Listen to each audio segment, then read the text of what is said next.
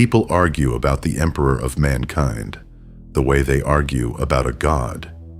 He is the savior, or he is the tyrant, and the argument rarely offers a third option. What interests me about him is something else.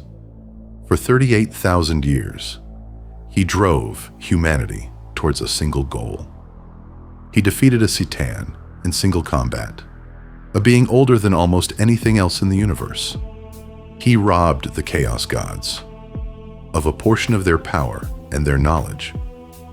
He walked into the last church on Terra, out-argued its last priest over a bottle of wine, and then burned the building down. He grew 20 sons, and he assigned one of them, in advance, the role of executioner to the others. Welcome back. This is the third lecture in the series, and today we are dealing with the man who did all of that. We are also doing it at a rather good moment because a few weeks ago Games Workshop did something they had not done in 38 years. They showed us what is actually left of him. I will come back to that at the end, and I would ask you to keep it in mind while we walk the road that leads there. And all of it was for a future in which there would be no war at all.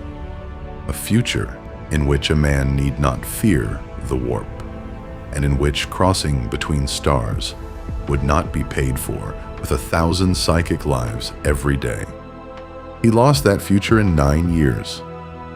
Today, I will not be unpicking his motives or his character.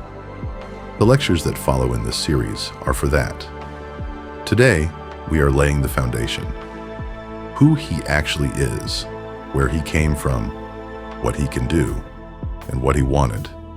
This is a lecture for those who want to weigh into the subject, and for those already deep in it who have never laid the scattered pieces out in a single line. Because laying them out in a single line is an education in itself. Let us begin with the two traits that define him. The first is that the Emperor is a Psyker, a psychically gifted human being, able to reshape the world around him by force of will. The official line is careful, and it is worth repeating exactly as it stands. He is the greatest Psyker in human history. Whether he outranks every other psychic entity in the setting is a question the fandom has been fighting about for decades, and I am not going to pretend it is settled. What I will say is this: nothing in the novels ever shows us anyone doing what he does. The second is that the Emperor is a perpetual. Perpetuals are a particular kind of being, and they can belong to any species at all. Their defining trait is absolute immortality. On reaching roughly 30 or 40 years of age, a perpetual simply stops aging and continues to exist for as long as he wishes, or until something kills him. We meet a good number of perpetuals in the books. First among them is John Grammaticus, familiar to anyone who has read the relevant novels. There is All-Person, whom we meet on Calth. There is Vulcan, and we will come back to Vulcan because he matters. And there is Olivia Sureka, a perpetual who has evidently known the Emperor for a very long time, because it was she whom he left on Molech to guard the gate. I will come to that gate shortly. Now, because Grammaticus dies and returns several times in a single novel, a belief has taken hold that perpetuals are not only immortal, but invulnerable. That is not the case. Olivia Sureka is put out of action on Molech without any great difficulty, and no automatic resurrection was on offer there. As for Grammaticus, his ability to survive lethal wounds and return, quite literally, from the dead, is not a property of perpetuals at all. That ability was given to him by the Cabal. This is stated outright at the end of The Unremembered Empire. The Cabal is an organization operating not merely on a galactic scale, but, as far as we can tell, on a universal one. It brings together representatives of several species. We know for certain that the Eldar are among them. Who else is an open question. At the end of Legion, we are shown several of its members, and there is a telling detail. The Alpha Legionnaire present recognizes the Eldar. He does not recognize the others. These are ancient, highly advanced species about which humanity knows precisely nothing. Dark Cardinals, steering the course of events across the universe. That is a subject for its own lecture. Lucius, incidentally, is deathless in his own way. But his immortality is a gift from Slaanesh and a curse, and it has nothing to do with what a perpetual is. Do not confuse the two. The Emperor was born in the 8th millennium BC in Anatolia, a historical region in what is now Turkey. The oldest lore is unusually specific about it. He was born to mortal parents in a Proto-Hittite village on the banks of the river Sakarya, which is a real river, in a real Turkish province that still carries its name. Hold on to the words Proto-Hittite. We will need them in about 3 minutes. You will also hear it said that his birthplace was Göbekli Tepe, the oldest megalithic temple complex on the planet, which stands in exactly that part of the world. I like that reading, and it fits the geography beautifully. But I will be straight with you. The books never say it. That one is ours, not theirs. The Emperor's psychic abilities first surfaced when his own uncle murdered his father. The young Emperor, unable to contain his fury, stopped his uncle's heart with a thought. And here is the part that matters. As he tells it himself in The Master of Mankind, it was in that moment that he understood something. People need great leaders. Leaders who will hold human imperfection within limits, which in his hands means a hard totalitarian regime, and who will drive humanity towards endless expansion. The parallel with Lev Gumilev's theory of passionarity is obvious, which is to say that the plan that by the time of the Horus Heresy has been running for 38,000 years, does not begin with a great idea, and it does not begin with a revelation. It begins with a murdered father and a stopped heart. Now, the Hittites. The imperial double-headed eagle is not an invention of the 31st millennium. That symbol belonged to the Hittites, a warlike people who held Asia Minor in the Bronze Age, the same Asia Minor in which the Emperor was born, in a village of their ancestors. And in The Master of Mankind, he speaks of a warlike people, of Asia Minor without ever naming them, and he suggests that High Gothic itself grew out of their script. He has been carrying his birthplace on the banners of the Imperium for 38,000 years, and almost nobody in that Imperium knows it. But all of this raises a contradiction. Which father exactly are we talking about? According to the oldest edition of the lore, the story runs like this. Every shaman of humanity, and shaman was the word then used for a psyker, gathered in a great conclave and killed themselves in a mass ritual sacrifice. The reason is the important part, and it is the part that usually gets told wrong. The shamans were already immortal, after a fashion. When one of them died, his soul passed into the warp and returned in a new body. Reincarnation was simply what they did, and then it stopped working. As humanity multiplied, the warp darkened. The things forming in the immaterium began devouring shaman souls before they could return. Not killing them, eating them. Faced with extinction, they took poison, all of them, on the same day. Thousands of souls entering the warp in a single moment. Too much for the predators to swallow, and fusing there into one. A year later, a child was born in Anatolia to a perfectly ordinary mother and father, with perfectly ordinary brothers and sisters. The version stopped being official from the 2nd edition onwards, but a great many people still hold to it, and I understand why. It explains, without any effort, the contradictory character of the Emperor.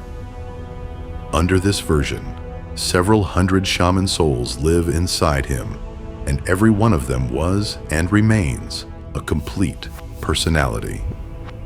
Beyond that, without it, we have no explanation for why he is so vastly more powerful than every other Perpetual.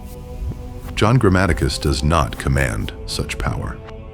Neither does Olivia Sirica. The shaman version answers that, and it answers where the uncle and the father fit as well. Ordinary parents. An extraordinary soul. We know that the Emperor guided humanity in every period of its history.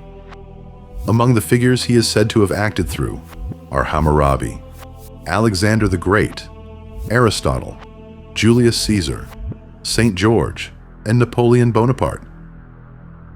The obvious objection is that all these men looked nothing like one another. The objection is easily answered. The Emperor appears differently to everyone, and his image is not fixed. Malcador sees one thing, and Malcador is a shadowy figure in his own right. The custodians, when they focus on him, see a face in constant motion. With abilities like his, he could make himself invisible if he needed to. Wearing different faces across different eras is the least strange thing about him. There are also some entertaining theories. On the English language forums, I have seen it claimed that Conan the Barbarian was the Emperor as well, and there is one that is rather widespread and rather more interesting, which holds that the Emperor was never Jesus, but was the 13th disciple, which would mean he stood in the room, watched, and decided afterwards that he could do the job better himself. We know how that went. The Emperor's greatest deed of the ancient world, the one that echoes through the chronicles, is his victory over the Void Dragon. The battle took place in what was then Libya. That is not my embroidery. In the last church there is a fresco on the wall showing a golden knight fighting a silver dragon, and everyone in the room knows exactly what it depicts. To understand who he was actually fighting, let me explain what a Citan is. The Citan are star gods, beings of pure energy, born from the hearts of stars, and older than almost anything else in the galaxy. They did not create the ancient species. That was the old ones, who are a different power entirely, and who are the ones that built the webway. What the Citan did was worse and cleverer. They found a dying species called the Necrontar, offered them immortality, and poured them out of their flesh into bodies of living metal called necrodermis.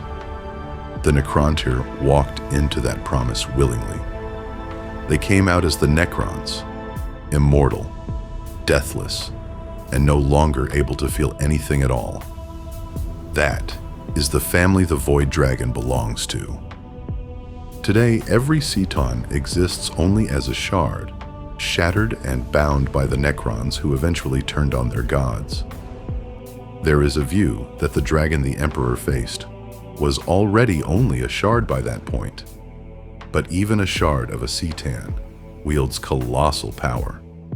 Consider an example from the 41st millennium. In Graham McNeil's Forges of Mars trilogy, an Archmagos captures one such shard and uses it to reignite dead stars and reshape entire star systems to his own design. That is the kind of opponent the Emperor beat in single combat. And the archetype here is not a parallel. It is a direct lift. St. George and the dragon, a legend with dozens of counterparts in almost every culture on Earth, all the way to Siegfried. But the Emperor doesn't kill the dragon. He defeats it, and then he carries it to Mars and buries it in the Noctis Labyrinthus, a canyon system of extraordinary depth. This is laid out clearly in Mechanicum. Why not kill it? Because he foresaw two things. First, the colonization of Mars. Second, and this is the crucial one, the Long Night, the Age of Strife. Thousands of years during which warp storms would cut off not only individual systems from one another, but individual planets, and travel would become impossible. In that period, humanity would lose almost all of its technology.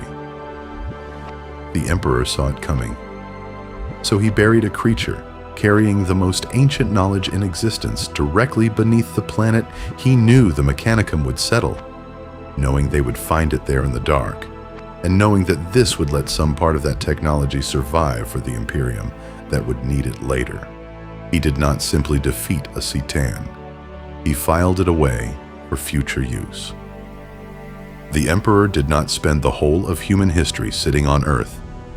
He traveled, and he traveled a great deal. Deep in the dark age of technology, together with several perpetuals, Olivia among them, he leaves Earth. He leaves with two aims. The first is Mars and the dragon. The second is to find Molech, a world with a gate into the warp. How he learned of that gate, we have no idea. What we do know is that he found it and passed through it, and that in the novel of Molech, Vengeful Spirit, we are told what lay beyond. The gate led to the throne of the Chaos Gods. Not simply into the warp, to the throne of all four of them at once. After that, we have only versions.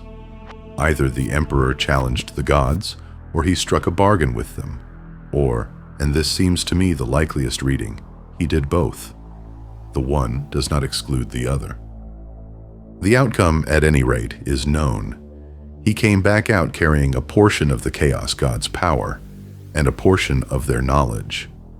Drawing a line between power and knowledge at that level is extremely difficult, and there may well be no line to draw. Chaos was, quite reasonably, furious with him for it. Certain books refer specifically to a bargain he did not keep. We have no precise account of what actually passed between the Emperor and the gods of chaos, but everything he builds from that point on, he builds with stolen goods. Hold on to that. It is the whole of the tragedy in one sentence. The Emperor returns to Earth at the height of the Long Night, the same age of strife. By this point, Terra is cut off from the rest of the human worlds. The planet has torn itself apart, and it is ruled by warlords.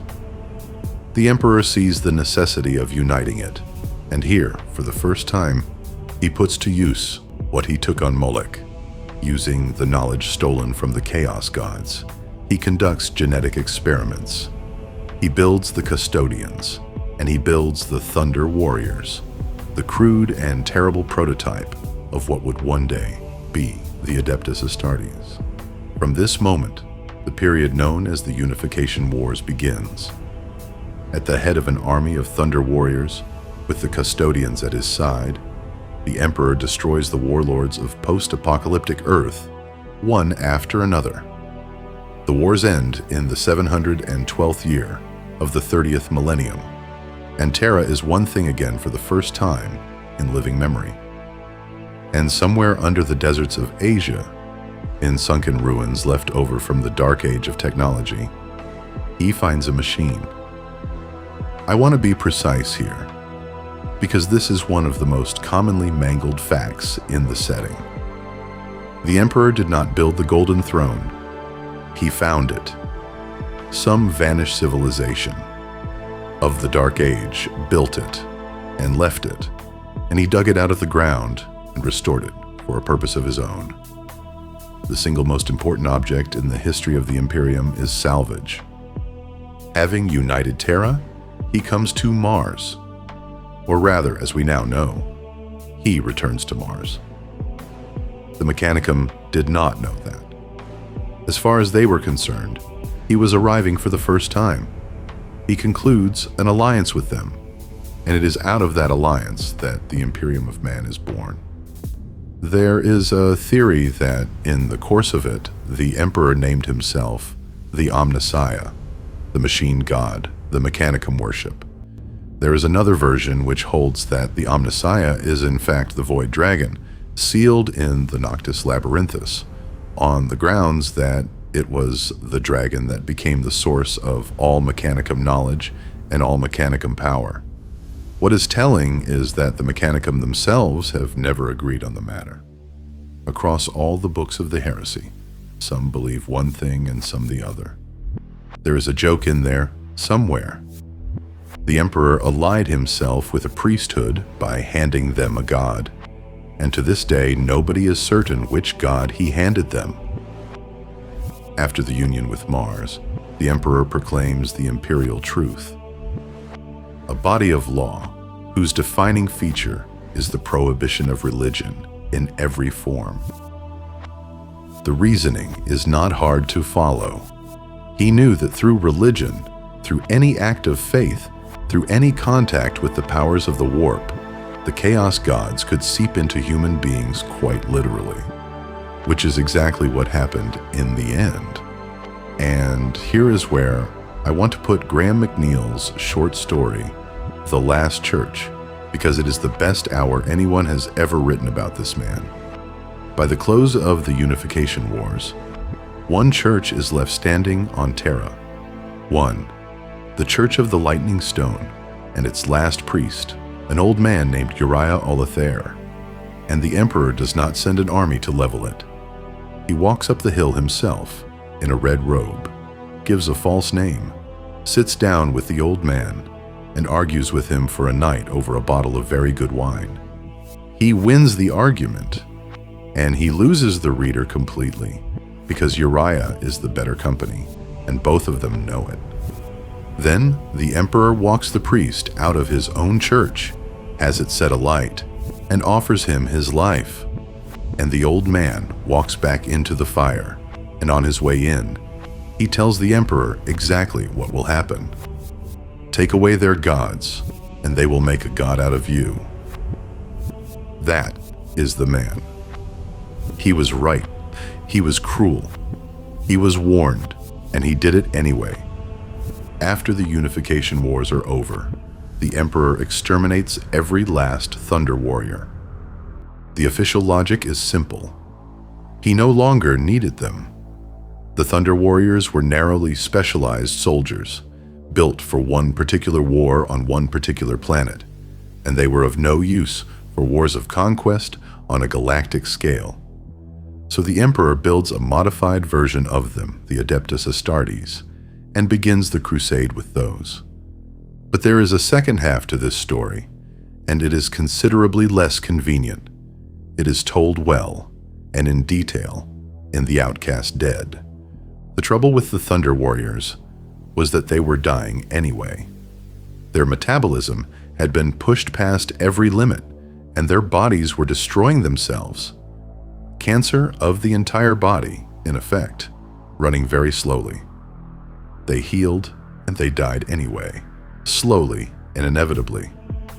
The Emperor did not know how to cure them, which means that the extermination of the Thunder Warriors was, to some degree, an act of mercy, which does not alter the fact that he exterminated them. One survived by sheer chance.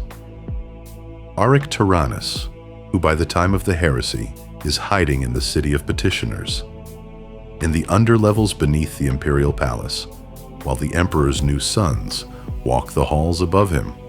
Hold on to this episode. We will need it shortly. The stated aim of the Great Crusade is to unite the whole galaxy. Every species, not merely the human worlds, under the banner of the Imperium of Man. The philosophical questions raised by that are, of course, endless. It is enough to recall the conversation between Horus, Chiral Cinderman, and Garviel Loken. Are we strong because we are right, or are we right because we are strong? That is a lecture in its own right, but the Emperor's plans went deeper. He intended to conquer the galaxy so that humanity would be left with no natural enemies at all. Whether he knew about the Necrons is unclear. There were essentially none of them awake in the galaxy at that time. Whether he knew about the Tyranids is also unclear. The Eldar certainly knew, and would later prove willing to make common cause with humanity against them. The orcs he certainly knew about, and the orcs alone were entirely capable of ending everything. Now, the true aims. There are two of them. The first is to make humanity a psychically resilient species, resilient to the warp, as the Eldar are. The second is to open the webway to mankind. The webway is only nominally an elder thing. They did not build it. It was built by the Old Ones, the same power that shaped humanity, and the Eldar merely inherited it and made it their own. The point is that through the webway, one can travel immense distances without touching the warp at all. Take that in for a moment. Every horror in the setting comes down the same road. Every possession, every demon, every ship, lost with all hands. And his answer to all of it was to stop using the road. That is what the salvaged machine under the palace was for. The Golden Throne was never a seat of power. It was a door, and the Emperor was the lock. Behind that stood one further purpose, either the destruction of the Chaos Gods, if such a thing is even possible, or more probably, the complete exclusion of their influence over humanity. Under no circumstances would he permit a second age of strife, and he would not permit a repetition of what happened to the Eldar, whose civilization reached its peak, sank into its own appetites, and gave birth to Slaanesh. And, as we know perfectly well, the Emperor was not squeamish about his methods. Consider the price at which the Astronomicon operates. 1,000 Psykers every single day. Not every ruler would accept a cost like that. He accepted it without blinking, and he was still accepting it while he told a priest that faith was a poison. At the very beginning of the Great Crusade, the Emperor realizes that he cannot command a multi-billion strong Imperial army and the legions of the Astartes single-handed. So he creates the Primarchs, 20 transhumans built from his own genetic template and from the genetic material of a Perpetual called Erda, who thought of them as her sons. Remember her name, and in all likelihood, he draws here, once again, on what he took from the Chaos Gods. There is a version which holds that this was the bargain itself. The gods gave the Emperor 20 fragments of pure, untainted warp stuff. And the Emperor cheated them, because into every fragment he folded a piece of his own essence.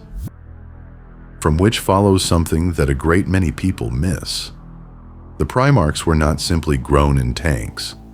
Physically, yes, they were grown in gestation chambers, but they were also incarnated in exactly the way a daemon incarnates into mortal flesh, which means that each Primarch is, presumably, a unique quasi-demonic soul, or if you prefer, a divine one, or an angelic one, bound into the body of a transhuman, a body that is extraordinarily hard to kill, capable of surviving damage that would erase an army.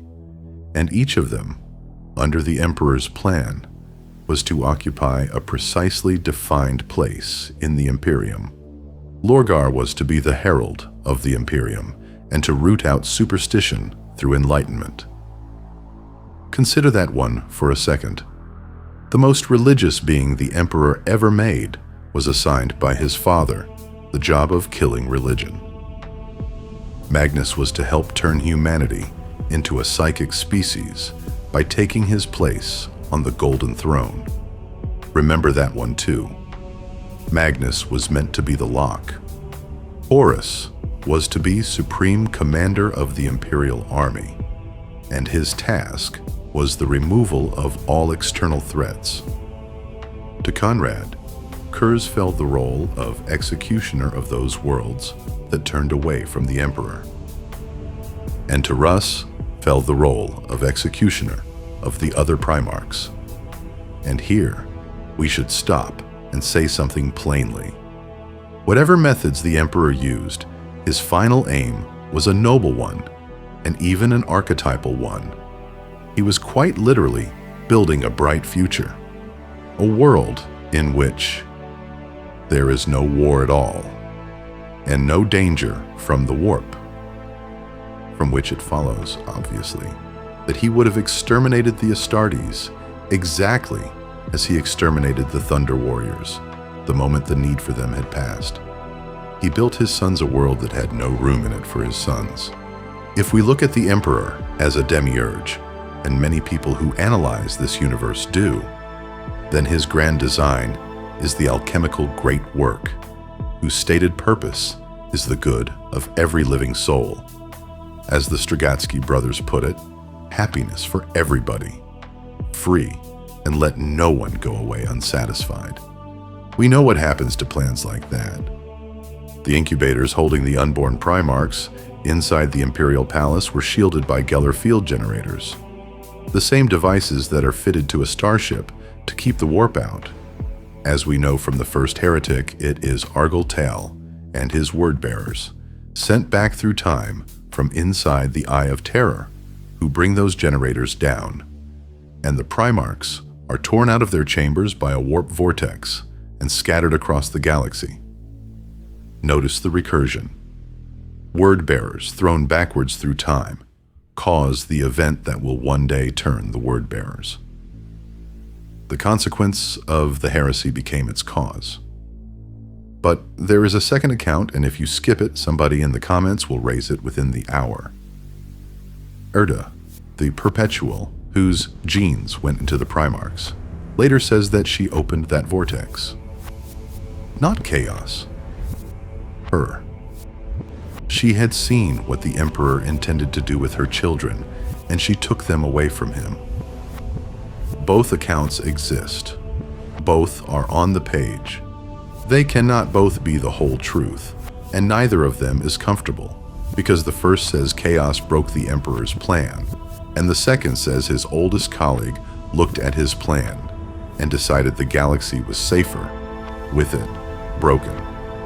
And there is one more detail worth stating out loud. Not a single Primarch landed in the void.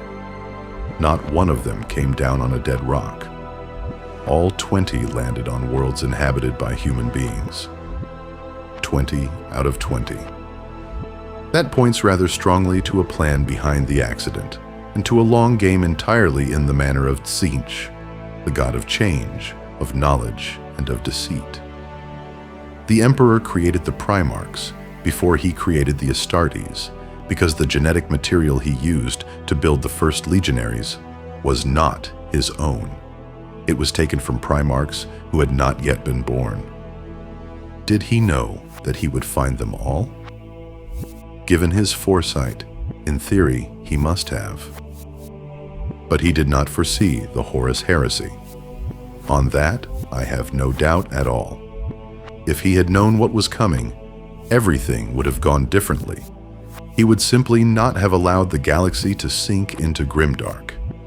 Because what followed the heresy was, in effect, a second age of strife, no longer confined to Terra but spread across the entire galaxy.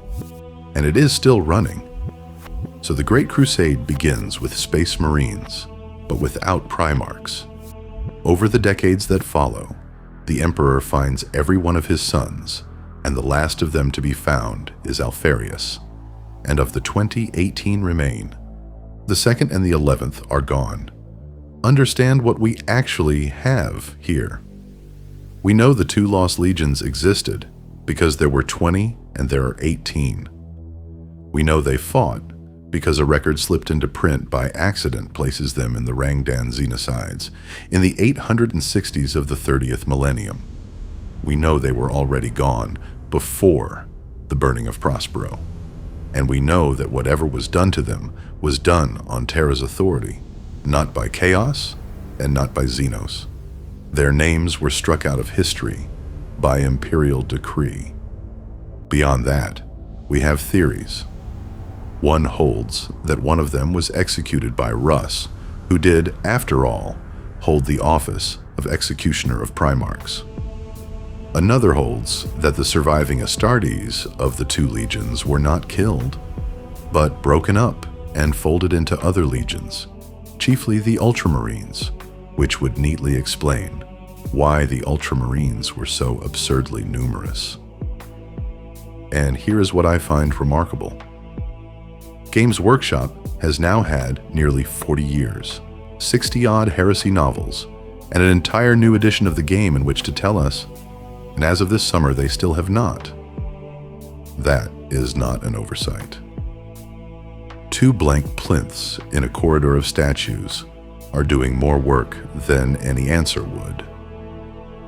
When the galaxy is very nearly united, the Emperor puts Horus at the head of the Crusade and invents the title of Warmaster for him. Horus takes direct command of the Imperial army, and the Emperor goes down into the dungeon under the palace and sits on the salvaged machine. Here is what the Master of Mankind tells us. By the time the heresy began, he had only a handful of years left. He would have opened the webway to mankind. He would have set Magnus on the golden throne. He would have made the whole human species immune to the influence of the warp. And then Magnus, trying to warn his father about Horus, tore straight through the psychic shielding to deliver the message. He was trying to save the Imperium. What he actually did was punch a hole in the wall his father had spent decades building. Demons came through it. They came through into the human section of the webway, and they slaughtered the Mechanicum work crews down there by the thousand, and the Custodians and the Sisters of Silence fought a war in tunnels that nobody in the Imperium even knew existed. The breach was closed in the end, but only the Emperor's own mind could hold it shut. So understand the position he is in when Horus turns. Before a single trader ship reaches Terra, the Emperor is already pinned. He is holding a door closed with his mind, and he cannot get up. And the son who was supposed to relieve him at that post is the one who broke the door. That is the whole heresy in one image. The most powerful being in human history, sitting in a basement, holding something shut. Nearly half the Primarchs, each for his own reasons, joined the Warmaster in the war against Terra. The war ran for 9 years, and 7 of those were Horus grinding his way towards the throne world. Pharasmanus was beheaded by his own dearest friend. Sanguinius died on the walls of the Imperial Palace, buying his father the minutes he needed. And Vulcan, whom I asked you to remember, was killed repeatedly and did not stay dead, because Vulcan was a perpetual, and neither he nor his father had told anyone. And when the Emperor finally rises to go and fight his son, he cannot simply leave the throne. Somebody has to hold the door. Malcador sits down in his place. Malcador, the Sigillite, his oldest friend, the man who had been with him since before there was an Imperium. He sits on that machine, and it kills him, and he holds anyway. And he is still holding when they carry the Emperor back. In the final battle, aboard the Vengeful Spirit, the Emperor breaks the Chaos God's hold on Horus and kills him. The Master of Mankind tells us something important about that moment. By then, Horus embodied all 4 Chaos Gods at once. The 4 gods of Chaos had a single avatar in the material universe, and that avatar was Horus. How strong he was at that point is difficult even to imagine. The Emperor severs the connection, and Horus, for a moment, is himself again, sees exactly what he has done, and asks his father for one thing: kill me. The Emperor does more than that. He annihilates Horus utterly, soul and all, so that not even the Chaos Gods can bring him back. His favorite son, erased so completely that there is nothing left of him anywhere in reality to mourn. But Horus was strong enough not to lose cleanly. He wounded the Emperor.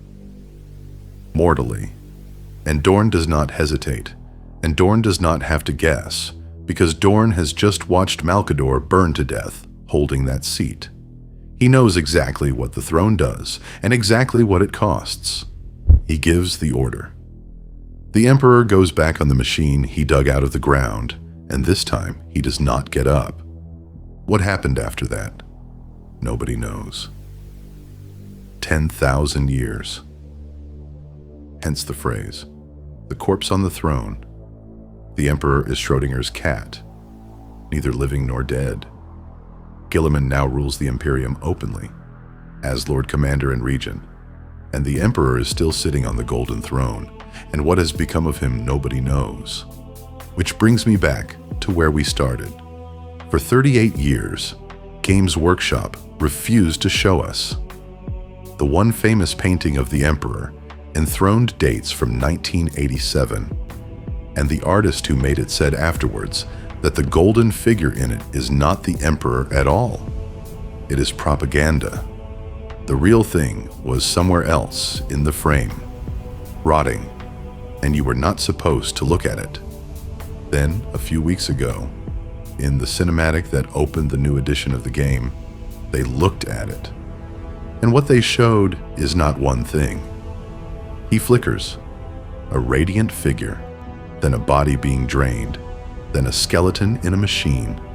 3 states, none of them settled, and the studio's own narration reaches for the title that only heretics and enemies use for him, the Carrion Lord.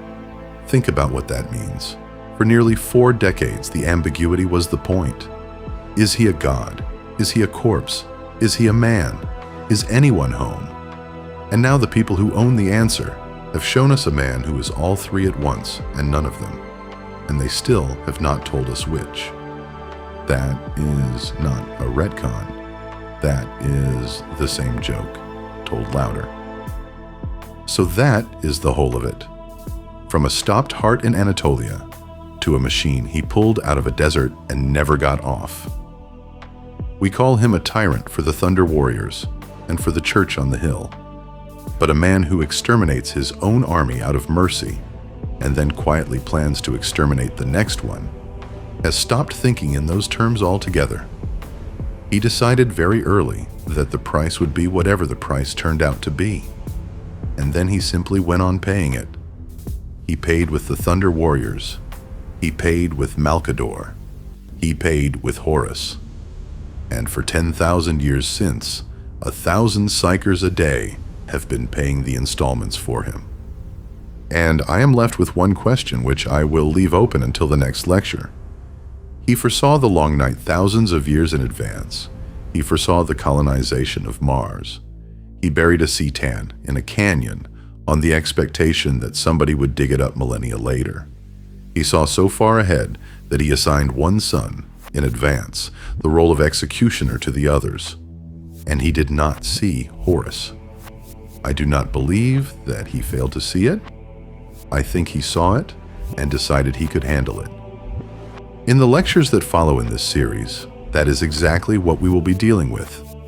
His motives, his character, and his relationships with his sons. All of it is a great deal more interesting than the biography. Thank you for listening to the very end. If this deep dive was worth your time, drop a like and subscribe. There is far more of the Long War still to explore. Until next time, transmission ends. The Emperor protects.